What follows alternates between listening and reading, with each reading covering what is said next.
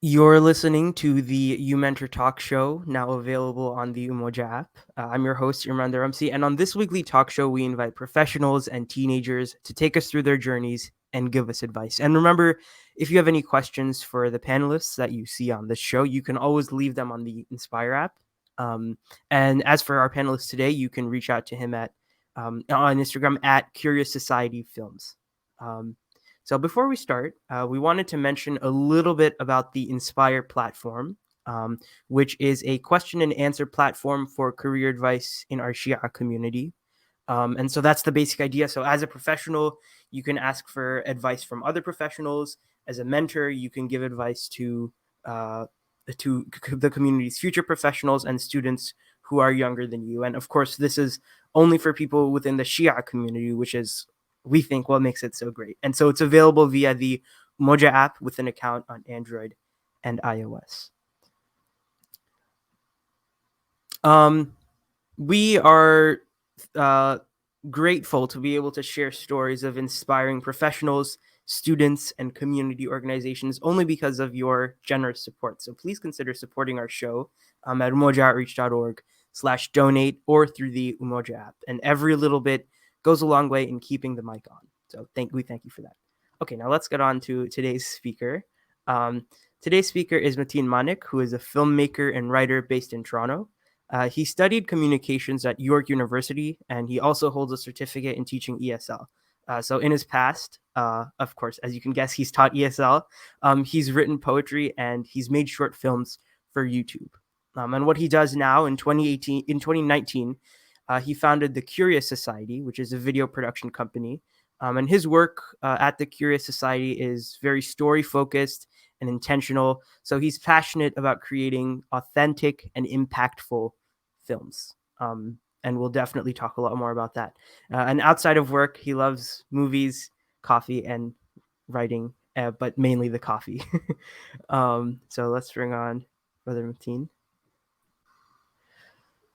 Assalamu alaikum, Mateen. Thank you so much for taking your time out of your day and joining us. Walaikum salam. I feel like I was bigged up there, but thank you for having me. Of course. So I know I kind of went through a little bit of your bio, but it's always great to hear it straight from the source. So could you tell us a little bit more about your background? Yeah, sure. I mean, I think you covered it. I studied Yeah. communications at York for the longest time, ever since I could remember to about like I guess middle of university. My dream was to be an actor, and I Hmm. didn't actually care about filmmaking until then. It was more like I just picked up a camera just so I could give myself opportunities to act. I see. Um, Okay. and so through that, I think I got familiar with filmmaking and stuff and making short films and all that. And yeah, and then I rediscovered it in 2019, I believe, and just fell in love with it. Yeah. Um, that's okay. So you said initially you didn't like filmmaking at all. So what drew you to acting at first? Like, why did you initially prefer acting to filmmaking? I think I grew up watching movies, so you always watch Mm. like these famous actors. I watched a lot of Bollywood movies, so of course my favorite was Shah Rukh Khan, which is, now that I think about it, slightly embarrassing of a fact. But because I always watch movies and TV shows, and that's essentially one of my favorite things to do as a kid. I used to imitate scenes. I used to like reenact Mm. sketches and stuff. So I Hmm. think just for me, that's always been my dream, was to just act out things because I love Okay. doing it by myself. Yeah. Okay. Cool. Um, and I know you said you watched Bollywood films, so maybe you did see some actors who looked a little bit like you, but not really, I guess, especially growing up in Canada. So Mhm. not seeing too many actors that looked like you. Could you talk about, like, did that factor at all into your becoming jaded with acting? Yeah, I would say so. I think there's a lot that goes into it. I think I started Mm. watching Bollywood movies, but like you realize the life that we live doesn't really resemble a Bollywood movie, right? Like Yeah. it's different there, of course, right? It's so then you watch all these Hollywood movies, you even watch like TV shows and all that, and those are kind of supposed to replicate our life. And so, looking at that, I just remember as a kid, I remember having this thought, like, like, why wasn't I born white? Like, I could have just, I could have been like a leading actor and all that. And like, sure, I may have thought of it as a joke, but now I realize that, like, yeah, like we're surrounded by media that doesn't really reflect who we are. And I think that was one aspect of how I became jaded with acting, in Mhm. a sense where I kind of knew that, no matter what, like, no matter how far I want to dream or anything like that, there's always this obstacle that I felt would come in the way, in an obstacle that I can't control, which is that I don't look a certain part, Mm, right? right. Um, Even, like, we see scenes of, like, people drinking alcohol and things like that, right? And that's a very common scene, like partying and stuff like that.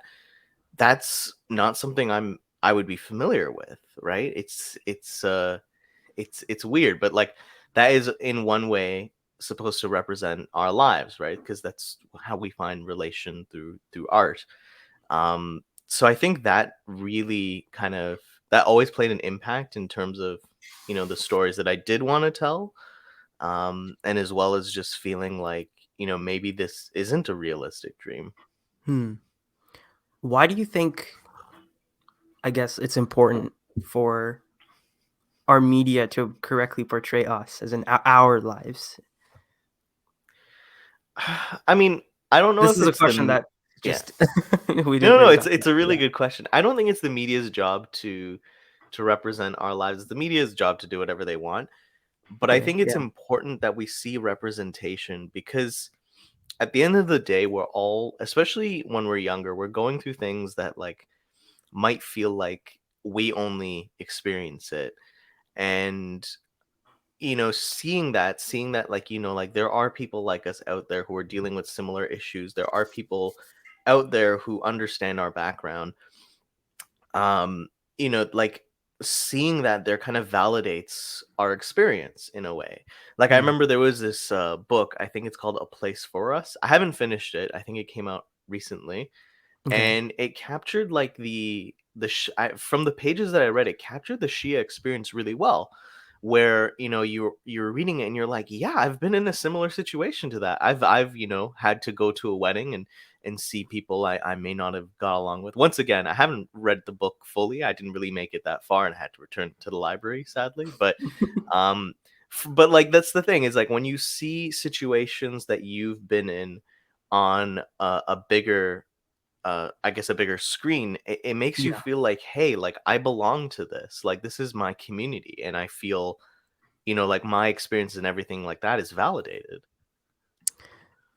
That's an interesting point. And I want to talk about your personal background, but I also kind of want to Hmm. press more on this, what we're talking about now. So maybe could you tell us, how do you think that, like, you're contributing to that representation by doing filmmaking instead of acting? Because I mean, that was an intentional choice on your part to eventually to pursue filmmaking. Hmm. I don't know if I would say it was something I did instead of acting. I think always with Okay, acting, the goal was to also then create my own productions for this. But I I think I see. realized when Mm, I started filmmaking that, in a way, I have, I don't want to say a superpower, because obviously it's not a superpower, but I have a set of skills, uh, which can be used for something bigger than what I'm using it for, right? Like, mm, filmmaking is my job, so, I use it, to essentially, pay the bills and things like that. But I realized, and not initially, that, this skill can be used for other things and for things that can help other people. And I realized that there is a real gap in terms of the stories that are coming out and us not being in there, right? mm, And it's crazy to think that, like, yeah, we're in 2023, but this stuff is still happening. There are still films out there that are portraying Muslims in general in an incredibly negative light. Or, the topics that, when they talk about Muslims, is always about a specific thing, right? right. I don't think I need to mention it for everyone to understand what I'm talking about, but I think, instead of being like, this is wrong, like, we don't appreciate this and all that, that can only do so much. Like, I agree, we Mm, have to, put our voices out there, but I think we are also responsible for creating our own content, for, being like, hey, this is us. We're going to put it on a screen and we invite you to come watch it. Yeah, that's a good point. And I mean, I felt that really strongly with your recent film that you showed me.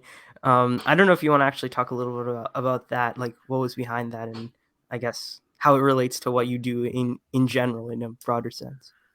Sure. This was Her Royal Science, right? I Yes, believe. yes, Yes, yeah. Okay. So yeah, Her yeah. Royal Science is a film about a neuroscientist, a Muslim neuroscientist. She's wears Hmm. a hijab, and she decided to start a podcast called Her Royal Science, which is what the film's named after, which is to give a voice to minoritized voices in STEM. So she, brings them on, allows them to tell their story, and it's a very casual conversation. And for those of us who are considering STEM, it's definitely a really good podcast to listen to because, once again, as as a minority, our experiences are very different from other people. But like when you listen to that, you're like, yeah, I could feel like I've been in a situation similar to that, or yeah, like I could see that happening in my future, and now I kind of know what I could do about it. Right? So I remember when she first told me her story, I was super excited. I was like, this is a Hmm. story I 100% want to tell.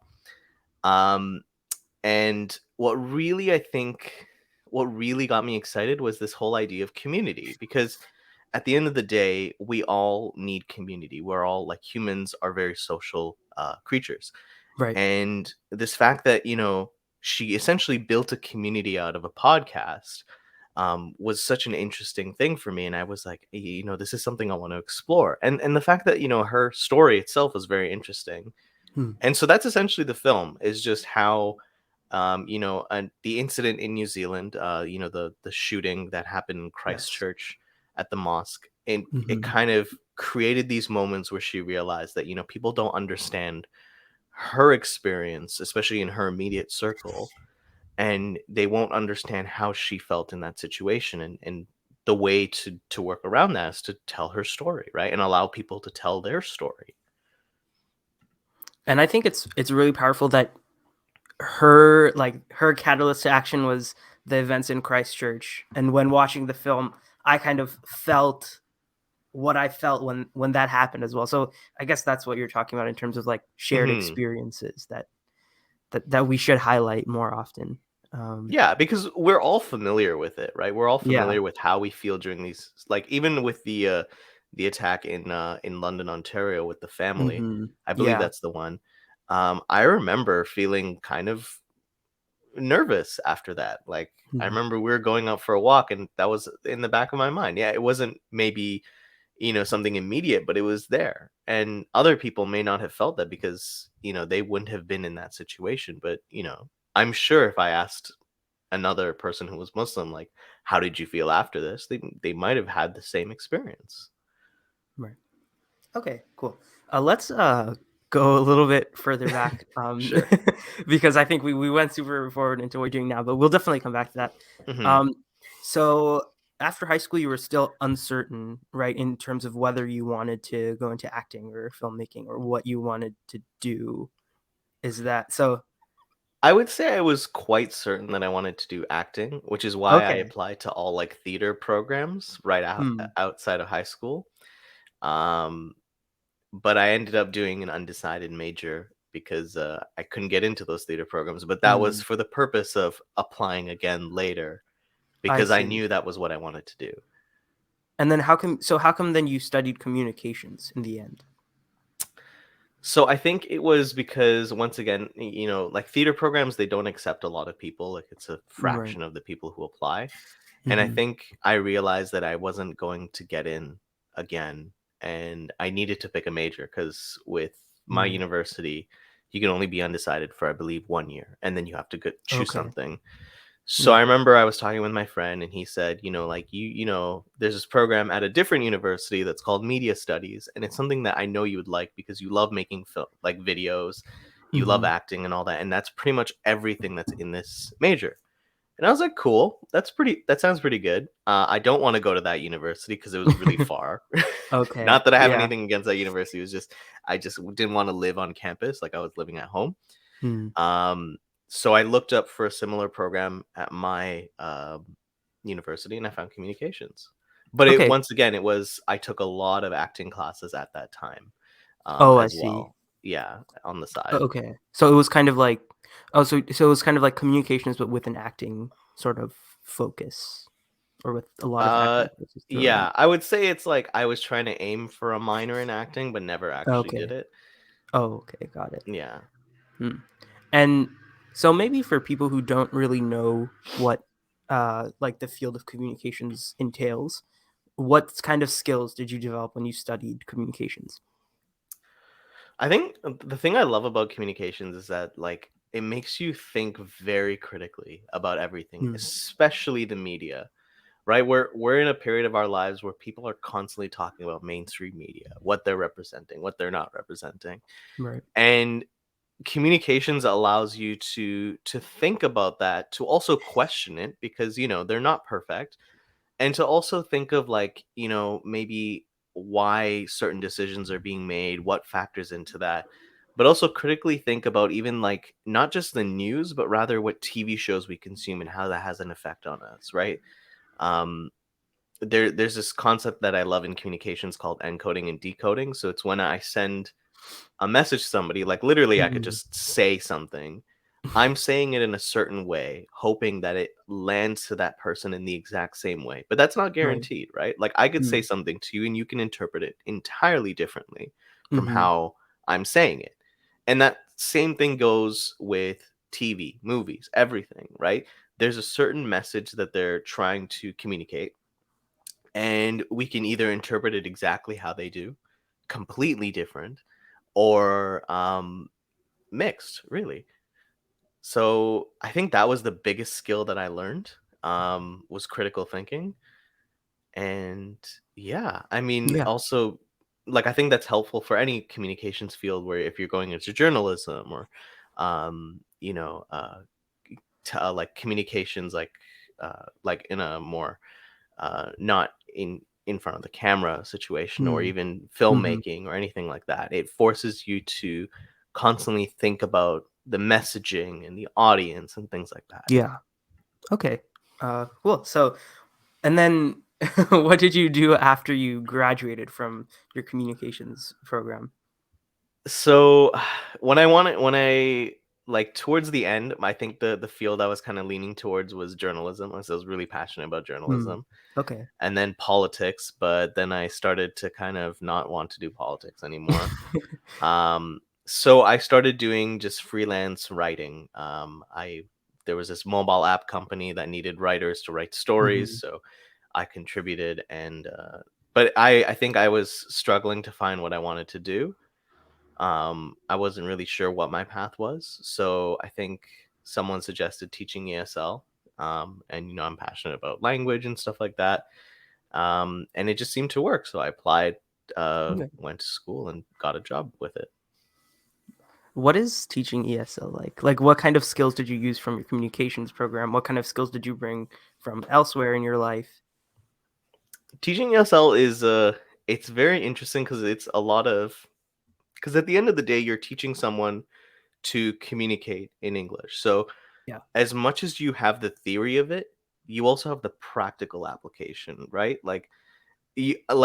Depending on your student, you might also want to teach them how to order coffee from Tim Hortons, or, well, because you're in America, Dunkin' Donuts. I don't Dunkin' really know. Donuts.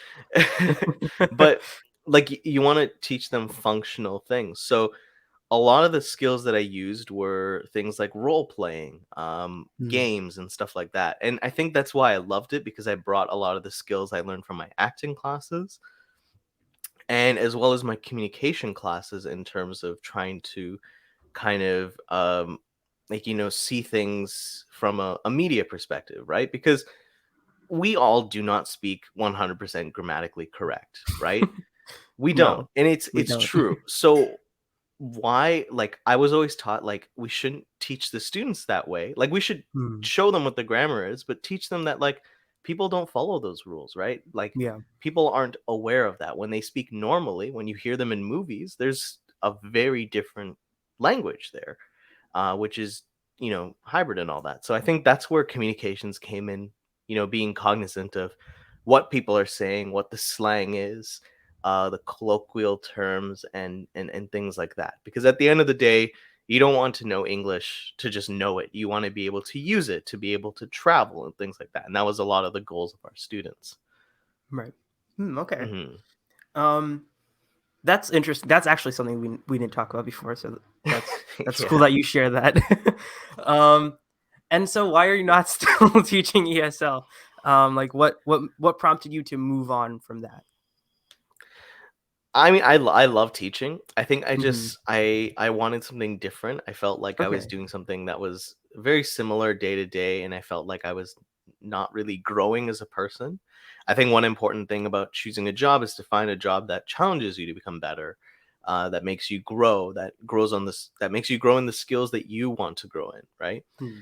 And I Right. felt like I wasn't being creative. I wasn't being, the I wasn't doing really what I wanted to do. So I knew I had to move on. um and also the teaching is a very demanding job. It takes a lot out of you, so like kudos to every Hmm. teacher who does it, because it's a lot of work behind the scenes and Hmm. everything. And I just knew that I wanted to do something different. And what, I guess, made you take the jump? Because there's a lot of things you could have done different that were not starting your own company. Because starting your own Hmm. company is quite risky. So what I guess prompted you to go and actually do that? Well, okay, so not a lot of people know this story because I just revealed it like a few weeks ago, but the Curious Society was never supposed to be video production. Oh, Or if really? it was supposed to be a very small like part of it, right? Mm. um the way video production happened was I was really trying to figure out what I wanted to do next. I was considering a master's in writing. I was considering, or a master's in communications. I was considering maybe doing a different job, but I wasn't really sure. And then I was also considering doing like creative writing classes like online, and that's where the Curious Society would have come in. Yeah. Um Somewhere around that time, I discovered a YouTuber named Matt Diavella who made a Hmm. video called Zen and the Art of Making Coffee. And you know I'm obsessed with coffee. I've been sipping from my cup this From entire your mug, interview. yeah. And so I kept seeing this video like on my suggested list, and I was like, what is this? Why does YouTube keep suggesting it? And I watched it and I was blown away. I was inspired. Like I think I remember watching that video and being like, I want to make this. This is what I want to do. Mm. So considering that I already had made YouTube videos and stuff like that, I was a Yes. little bit familiar. So I pulled out my Mm. camera and I started making YouTube videos, and somehow consistently making YouTube videos and sharing it on my Facebook page. People saw it and they were like, "Hey, Mateen, like I'm a photographer and I need a second shooter. Would you like to join me?" And I was Mm. like, "Sure." And then one thing led to another where I was doing a lot of work for different people, including there was like a politician in my area who I was making Yes. videos for, Hmm. which once again that was a fluke because I remember my friend pushed me to volunteer for her and she asked me what my special skill was, and I was like, I don't know what my special skill was. I guess video making. And it came to a point where I was basically coming home from work and then editing for 6, 7 hours straight, and then kind of being Wow. like, then going to sleep, and then waking Yeah. back up at 6 a.m. And I was like, something's got to go, right? It's either Mm. I got to stop doing the videos or I got to quit my job. And luckily, I Mm. have a very supportive wife, Salwa, who said, you know what? Try it for 6 months. Try this video thing. See how it goes. Worst case, you can always go back. What's the harm, right? And so Mm. I did. I Yeah. quit my job and I was like, let's go into this full time. And man, I've got to say, I don't know if it's skills or anything. I think it's more blessings than anything like that, but I've been very fortunate. It's definitely skills, in my opinion. I don't know about that, but um. yeah. Okay, there's a few more things. We're Sure. unfortunately running tight on time, but Oh let's no. talk. I know, right? It goes so quickly. Let's talk about. You were saying you were coming home from work, editing for 7 hours, going to sleep, going back to work. So, can you talk about why you think that like prioritizing balance is very important? Yeah, I think it's because like your work isn't your life, right? Hmm. Um, Life is made up of different components, like relationships and everything like that. And I see a lot of people who like prioritize work who are like, oh, I'm gonna make six, seven figures throughout my life. And I'm wondering, like, what's the end goal? Because the way we should be looking at it is that we want to do something, and we need to do something to get it right. A lot of people think like, Mm, I'm going to make tons of money so that I can travel or I can have flexible hours and all that. But when you really think about what you want, you can really like realize that you don't need, $1 million to be able to do it. And right. I think it was because I read this book called 4 Hour Work Week by Tim Ferriss, which I realized that, life is about doing what you want to do now, right? Because life isn't guaranteed, right? There's no guarantee that at 65 I'm going to be as mobile as I am now, Mm, or even that I might still be here, right? So why would I defer my happiness to a later time? That's my yeah. logic behind it. Okay. Yeah, that makes a lot of sense. And then so like today, like kind of now that you have your own company, what does your day to day look like, and how do you build in that balance?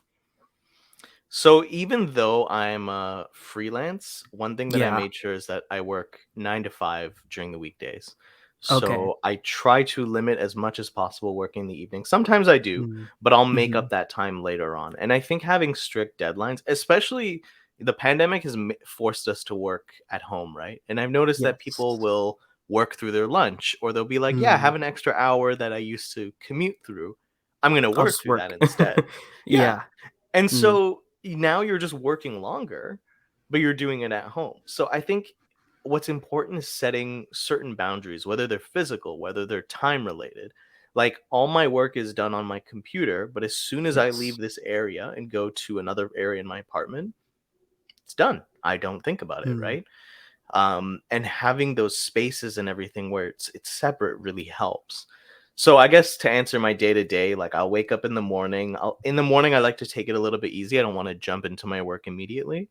So I'll either go through my phone, read, or something like that, and then once I'm ready, I'll start a little bit of work answering emails.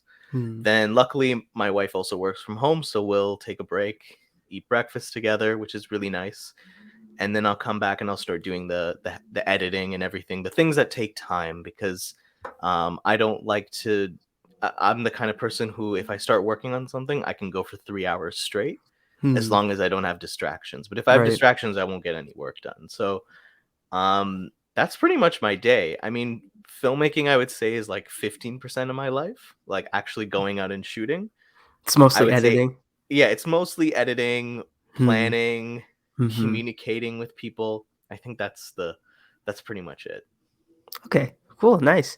All right. We are unfortunately almost out of time, but I want to ask you for your final piece of advice. So, what is the one thing that you want listeners to take away from this show about anything? Oh man, I feel like I had a good one before, but I guess it's just to, I guess, prioritize yourself and your happiness, because no one else will, right? I think I learned something really early on, which is, when you say yes to someone, you're saying no to something else, whether that's time for yourself, time with your partner, or time with your family. Everything has an opportunity cost, and you have to value what's essential in life, right? Like, what really matters to you. And I think knowing that is really important, because then it shapes your decisions, right? Do you want to spend that extra 2 hours on your weekend working, or do you want to Hmm. be doing something else that's more important to you? And I think understanding that is important. And that's kind of what's also helped me realize, this is what I want to do in life. This is what I want to create. These are the projects I want to prioritize. And these are the projects I'm unfortunately going to say no to, because they don't align with what I want to do. So I think realize what's important to you and prioritize that. Okay. Great. I think that was great. Thank you. Awesome. um, Thank you so much, Mateen, for sharing all your advice and your story. Um, I really appreciate it. I'm sure the audience will as well. Yeah, no problem. Thank you so much for having me. And if Of I know course. filmmaking's a tough field, so if anyone has any Hmm. questions, they're more than welcome to just DM me. Like, I don't mind answering it all on Okay, and Instagram. where can they reach out to you? So I guess the best place is Instagram at Hmm. at Curious Society Films. I don't even know my own like handle. Um, Let me put or it my up there. email, Okay. I guess, which is Okay. actually no, the Instagram is the best place. So yeah, you can send Instagram. me a DM or whatever. I totally don't mind talking. Okay. Amazing. Thank you so much. Yeah, Best of luck. cool. Thank you so much. Thank you. Yeah. And thank you everyone for tuning into the uMentor Talk Show. You can tune in next week for another interview. And remember, you can always catch our previous episodes everywhere: YouTube, SoundCloud, Spotify, Apple Podcasts, our website, pretty much everywhere. Umoja Outreach Foundation, uniting and empowering the Shia community.